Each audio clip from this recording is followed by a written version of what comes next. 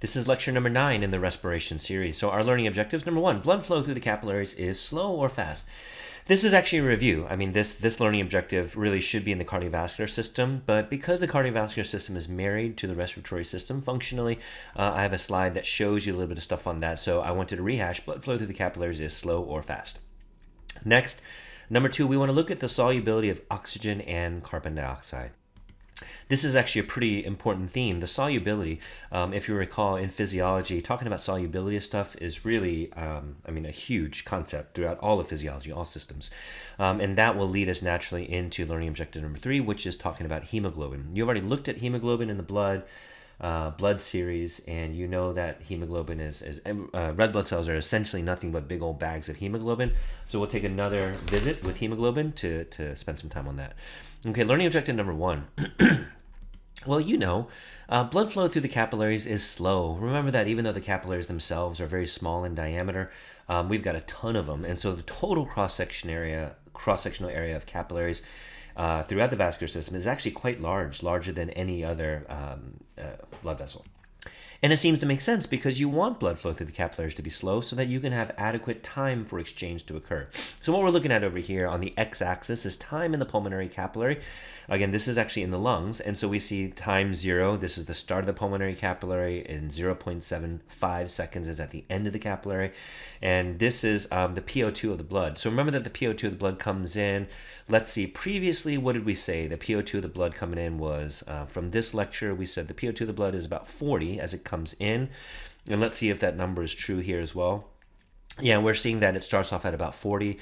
And as you top off the blood with oxygen, what we're seeing is the PO2 there's about 104. And again, that's something that we saw here. And we talked before that this is kind of your standard number, but understanding that there are areas of the lungs that are more poorly ventilated, therefore the PO2 will be a little bit less. In any case, the number here that we have is 104. And what this is telling you, I wrote up here in the title, that there's plenty of time in the capillaries for exchange, meaning that I top this thing off and then I'm still just hanging out in the capillary. Blood is meandering through and there's no more exchange that's occurring because my PO4 is here at 104, and that is the same as the PO4 that I see at the alveoli. So I can hang out in the capillaries longer if I want to, but you're not going to stuff in any more oxygen because there is no more pressure gradient. So all this is to say that, look, blood flow travels slowly through the capillaries and there's adequate time for oxygen to diffuse from the alveolus into the capillaries. So again, nothing really new here. You already knew blood flow through the capillaries was slow and allowing adequate exchange at the tissue level, but you're seeing it's also true here at the alveoli as well. Okay, so the next thing then is that we want to now talk about this idea of solubility. So when you look at solubility, let's actually skip over that. I'm going to go to this slide.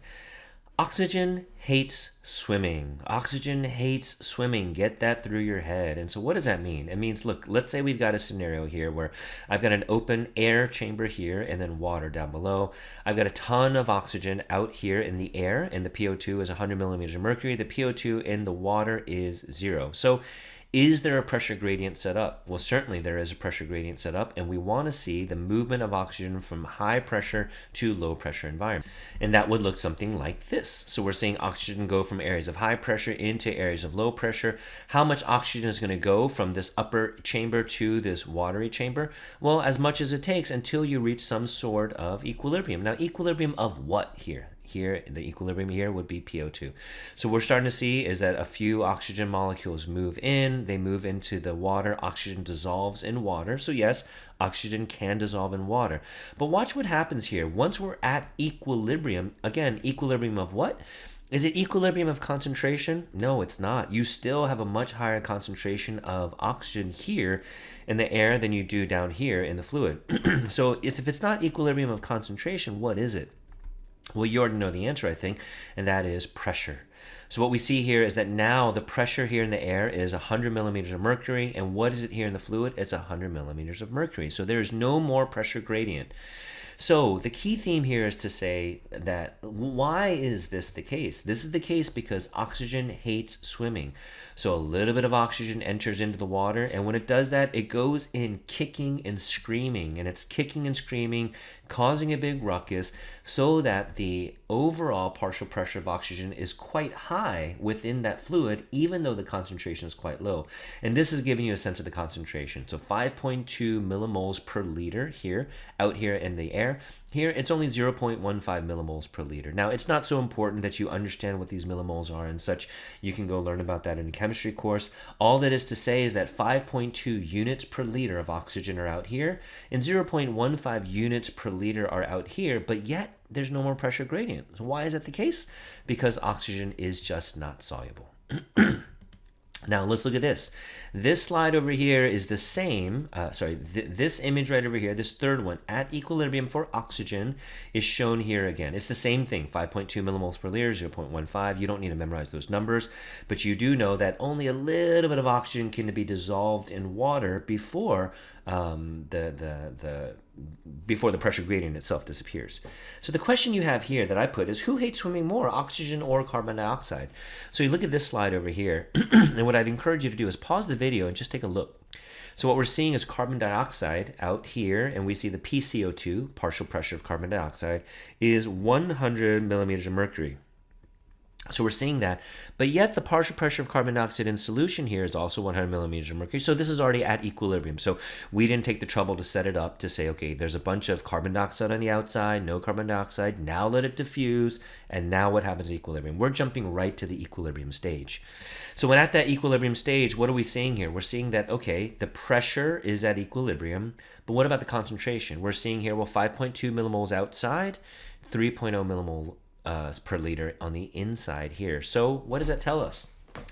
It really tells us that a lot more carbon dioxide can be dissolved in solution before the pressure reaches equilibrium. That's really what it means. If we interpret that differently, what we would say is that oxygen itself is less soluble than carbon dioxide in solution. Now, this idea of varying degrees of solubility, I know up until now, and we usually do this in introductory courses where we either say something is soluble in water or it is not soluble in water, right? We make it a very black and white picture, but the reality is that there's tons of shades of gray. Some things dissolve very, very easily and other things just don't.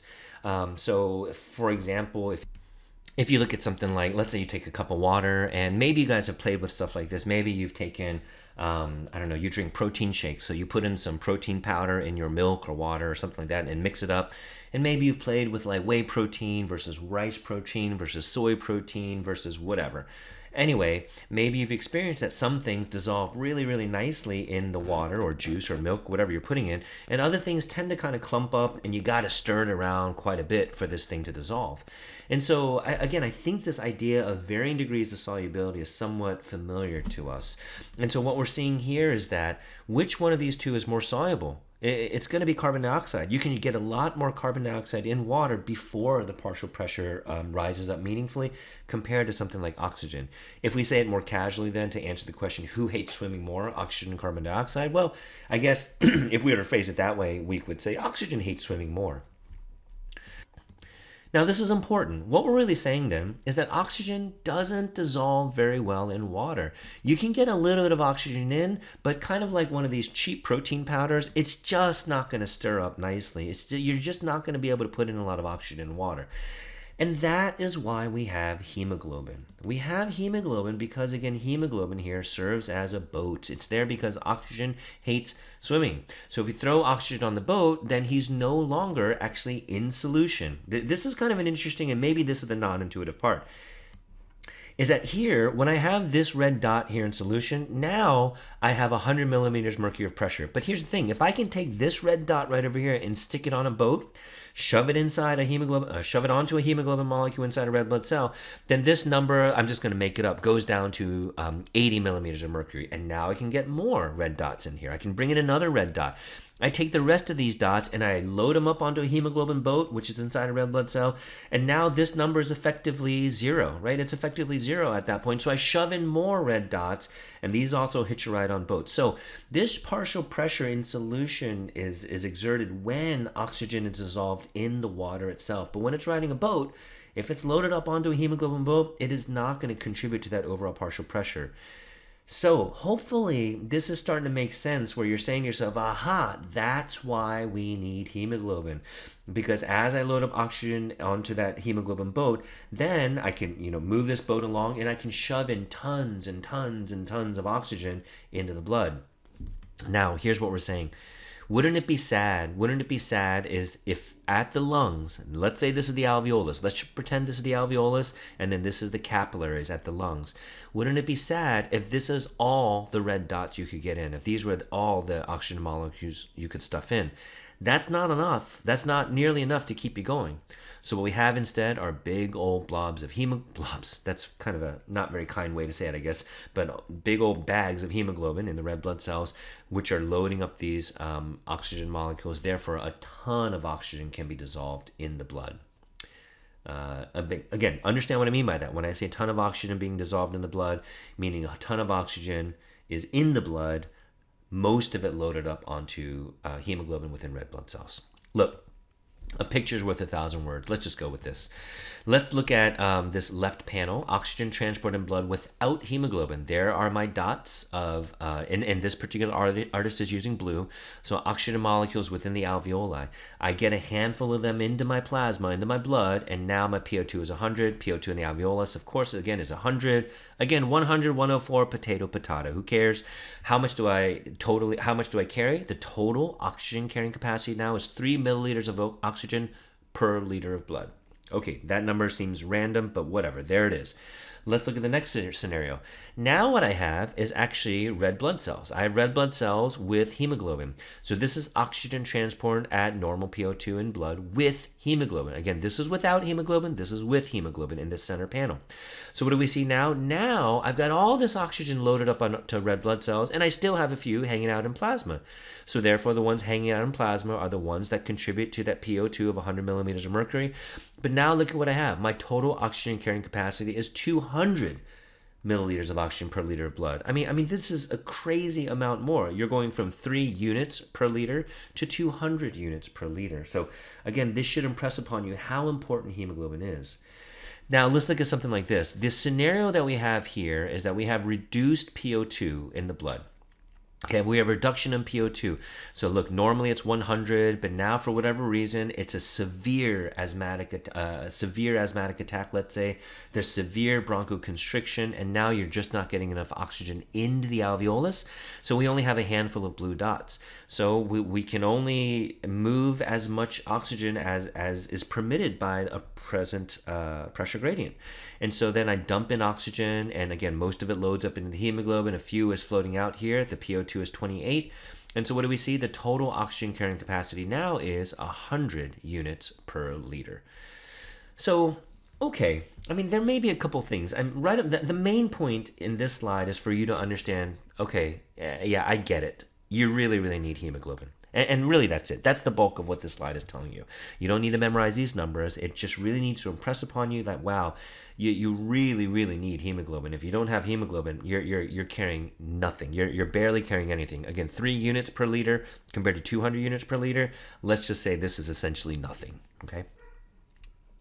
But the other thing that I want you to see is this part right over here. And here's what you're looking at. You're looking at, well, man, my oxygen PO2 went from 100 down to 28.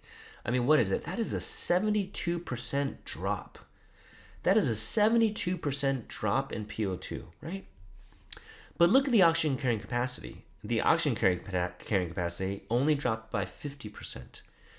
That should mean something. It doesn't mean anything yet. We got to talk about this later in another lecture, but what I want you to see is you've got a 72% drop in PO2, but yet only a 50% drop in total oxygen carrying capacity.